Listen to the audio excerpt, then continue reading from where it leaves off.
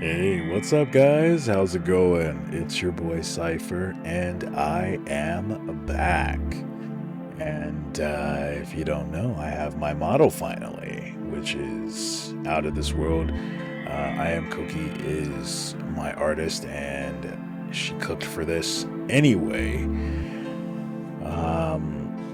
I am now starting to get things situated so I can actually start streaming and doing more content.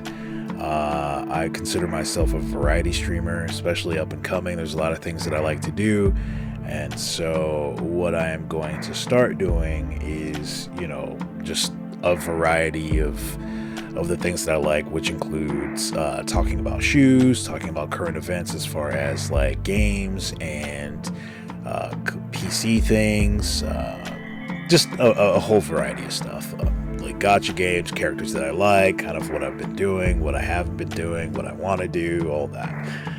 But enough about that. The main thing that I kind of wanted to talk about today was me making my return. Hopefully, by the end of the month, I should be good to go to start at least doing some streams and getting involved. But that's all dependent upon my PC upgrades, which leads me to one of the topics that I wanted to talk about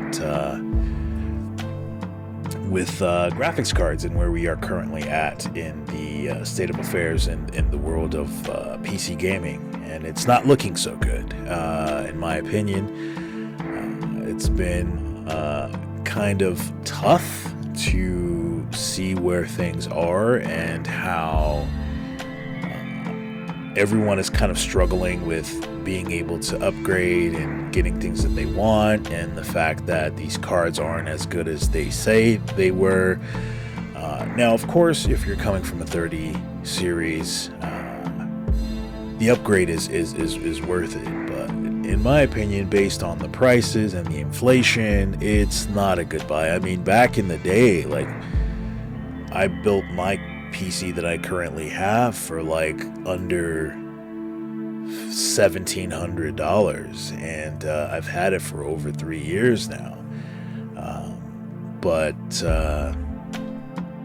it's really tough when you look at it holistically, as far as people who want to get graphics cards that have something lower than a 3070. Because I had a 3070. I had an Asus KO 8GB, and obviously that's not going to cut it for streaming and VTubing, so I had to upgrade. And I wasn't waiting for NVIDIA. That definitely was not happening. That was just going to set me back as far as doing what I wanted to do. And I told myself this year I wanted to actually start working on doing content that I like to do and using my skill set as far as making music and kind of pushing that stuff out into the world. But with regular people in the world, myself included, trying to get things done with upgrading PC parts is really a nightmare right now. And I feel bad for all the guys and gals that have like 20 series and 10 series cards that have been sitting and waiting and just not being able to get your hands on things. And now 4070s are worth triple the amount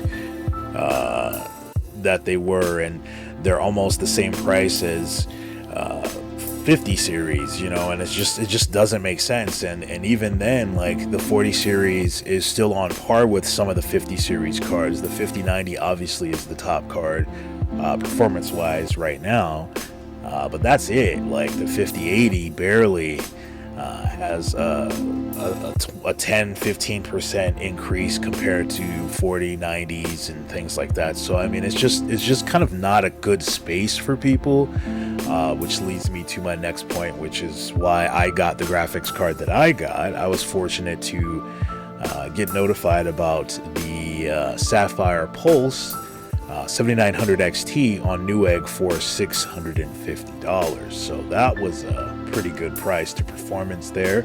I did a lot of reviews and research on, would this work with my setup, and would it work with 1440p, and it comfortably runs 1440p. So I have two 1440p monitors. I have one 32-inch curved, which is a gigabyte, and I have one 27-inch, which is an LG.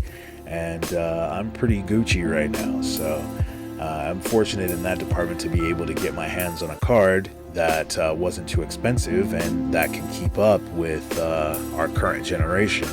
So with that being said, I am excited about the new 9000 series cards, the 9070 and the 9070 XT, and I'm excited to see by the end of this month what they have to offer, and if it looks like it's worth getting, I will totally do that. And even though I already have 7900 XT, it really just depends on what that value looks like and where we're at, because I do have friends that also want to upgrade, so I could easily sell my 7900 XT to my buddy who's looking to do a new build for himself. So I want to be able to at least help a friend out, because I understand like where it comes from to be able to actually do upgrades and not being able to do that. So having at least an extra card on hand is, I think, worth it.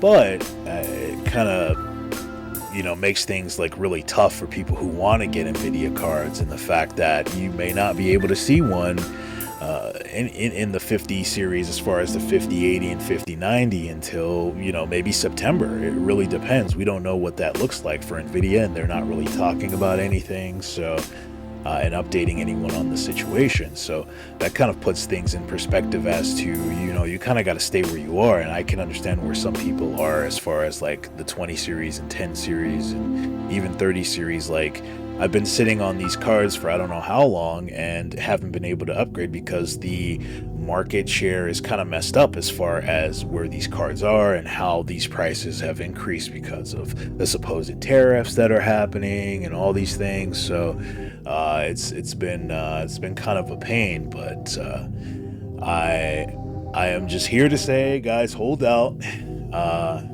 These 90 series cards might be a good buy for you if you're coming from a 30 series like myself. I think a 7900 XT is a good upgrade compared to the 3070 series or the 30 series in itself. I think that you will be able to run pretty much anything 1440p at high settings. If you want to use FSR, you can, but for the most part, it's going to do you good. And that's not including doing some undervolting, which I'm planning on doing here pretty soon for my card and processor. I was actually able to land a 9800 X3D over the week earlier this week. There's been tons of trickle restocks across all platforms, whether that's B&H or Amazon or Best Buy, and so I was actually able to get mine from Best Buy.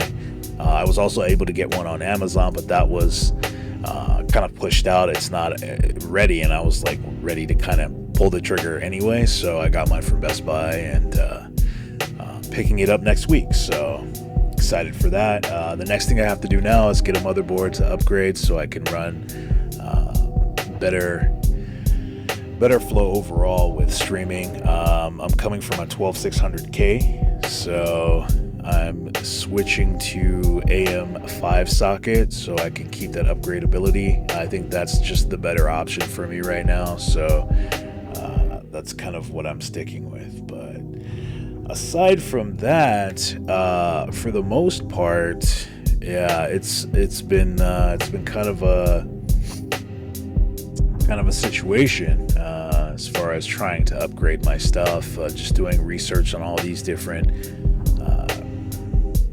these different types of motherboards, and which different variation works between the X670 and the X670E, X870, and all that, and just figuring out what I want, what works, what price, performance, as far as do I need to have the latest and greatest for that or whatever. But yeah, I'm still doing research on that, but I'll probably pull the trigger on something here in the next week or so for that. But yeah, I just wanted to kind of just talk a little bit and ease back into getting more consistent with doing this. And that's pretty much it. That's pretty much my thoughts, and I will be doing more research on the 5070 Ti and see what that is. I know it's going to be nearly impossible to get, but I'm curious to see how that stacks up against the 7900 XT,